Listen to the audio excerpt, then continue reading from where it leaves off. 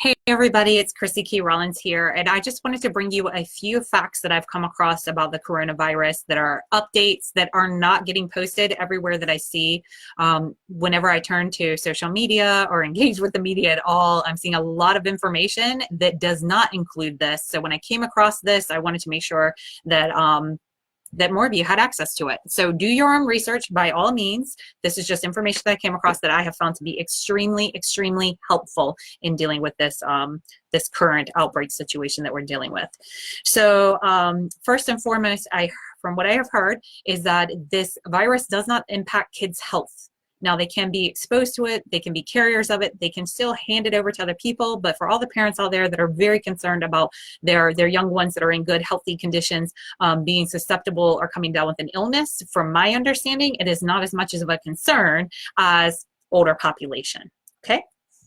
Also, the first people that were diagnosed with the coronavirus here in the United States have actually recovered fully and have returned back to their lives. I heard out of the group there was a 50-year-old or someone in their 50s, someone in their 70s. So really great news for all of us. And again, I feel this is important to share because over the next few days, as more and more cases get reported, you're going to be inundated with the case numbers of what's being reported, but it is not going to be given to you in perspective. So you're going to see lots of numbers jumping quickly. It can incite a lot of panic and a lot of uncertainty. So keep these facts in mind as you're coming across those. I also would invite you to compare the statistics of the impact that this has had over the last 3 months on people's lives as far as health and death and dying and illness is concerned, because we have got greater statistic numbers that happen on the regular here in the United States, all caused by lifestyle issues that are within our control that are not caused by virus. So millions and millions of people are losing their lives on the regular here on a regular basis in the United States, and we aren't doing too much to support that. So losing a few thousand lives whenever it comes to a virus, you got to put it into perspective over how big of a health concern this is for you. So keep that in mind as well. And statistically speaking, since we are looking at stats and statistics, again, do your own research, but from what I saw on the World Health Organization website last night, statistically speaking, the number of reported cases that have shown up as positive for the coronavirus so far in the US, statistically speaking, 0% of the cases are critical or fatal conditions, which means 100% of the cases that have been reported so far in the United States are not in a critical condition situation or of critical concern. So hopefully that can help to alleviate any concerns that you have for your own personal health. And hey, whoever's joining here live, feel free to chime in, add some more comments below, feel free to. Okay, also what we're going to be finding over the next couple of weeks, as we've already been seeing, is that any kind of vulnerable structures that are within our society, the weak infrastructures, they're going to be exposed. Now, this is going to be happening on a global societal level, but this is also happening within each and every single one of us.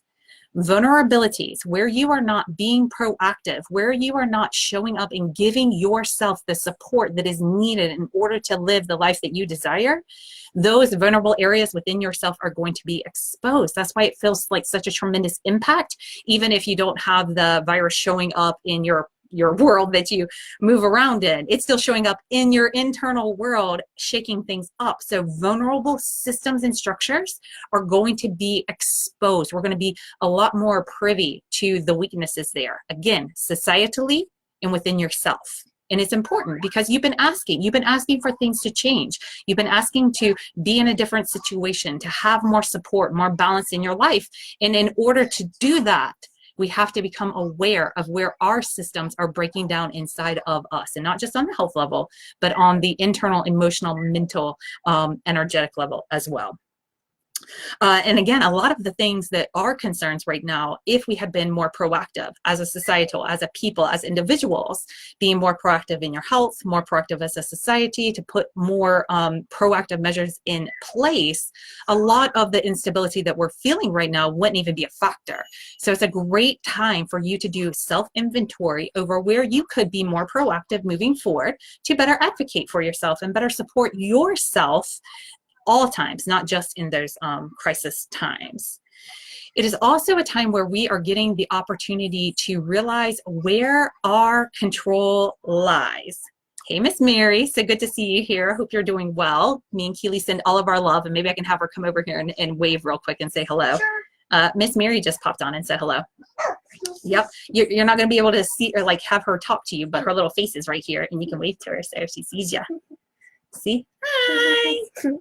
We're doing good. Just hanging at home, working from home, right? Playing on ABC, yeah. Oh, playing on ABC, yeah, because she's taking a break from her schoolwork. I'm on Make a Cookie, and I'm making Make a cookie. Yeah, and I'm making a baby bunny. You're making a baby bunny. Well, good job. Okay.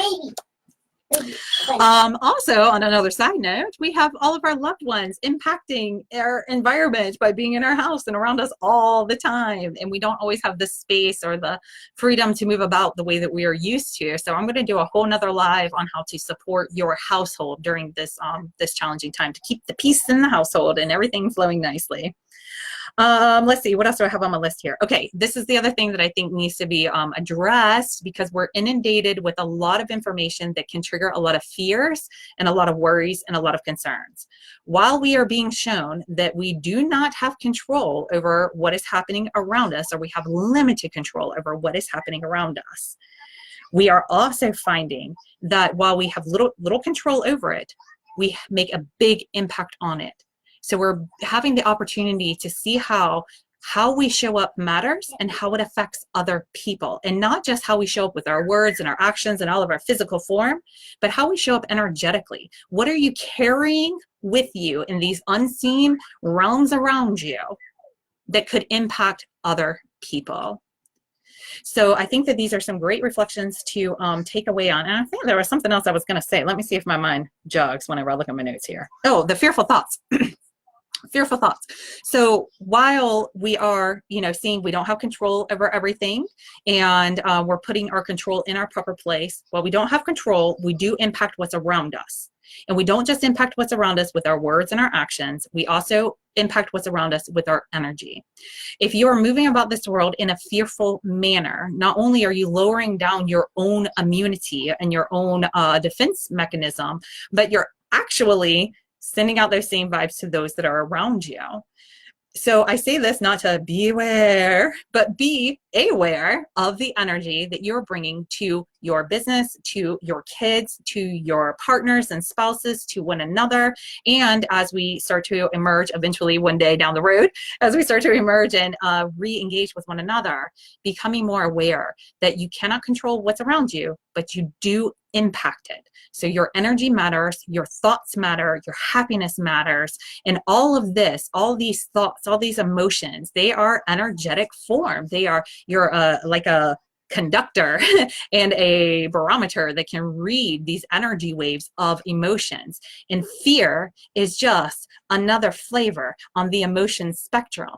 And if you don't like the taste of fear, then I invite you to not hold it around in your mouth and go around to everybody telling everybody how horrible it tastes. Like, oh, I can't stand the taste of this. You just don't like the taste of it at all. No, if you put a flavor in your mouth that you don't care for, you spit it out, or better yet, wash it down, so that it shifts and it changes your experience of it. And we can do the same thing with our emotions. So if we think of fear like it's just another flavor, then when you find it in your mouth, wash it down with some beautiful, blessing, loving, clean energy, water intake. Get the flavor out of your mouth and move on. Replace it with a flavor that you do like. So if you don't like popping the fear candies, start popping some more tasty chocolates or whatever it is that you're into. Hey, Daniela, so glad that you could be here. And change the flavor that's in your mouth. So fearful thought comes creeping in, replace it with a positive one. Maybe you're concerned about the well-being of your child. That's how I started this, right? Maybe you're concerned about the well-being of your child. Well, then when that concern thought comes to your mind, you envision your child not as unwell and getting sicker, but as well and thriving. It's as simple as that. You're such a powerful being. You have the ability to control, and we can talk about controlling that, but to change the thoughts that come through, the feelings that come through. And how do you do that? You replace it with a better one. All right.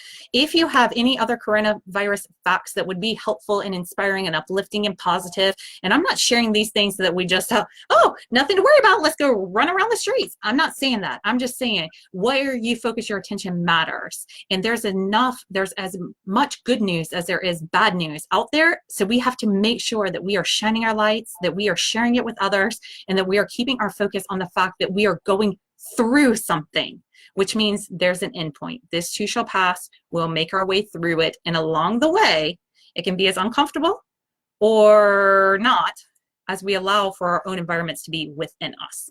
All right. Love y'all. Drop some comments below. Thanks for watching. Feel free to share this, and I'll see you again soon. Bye.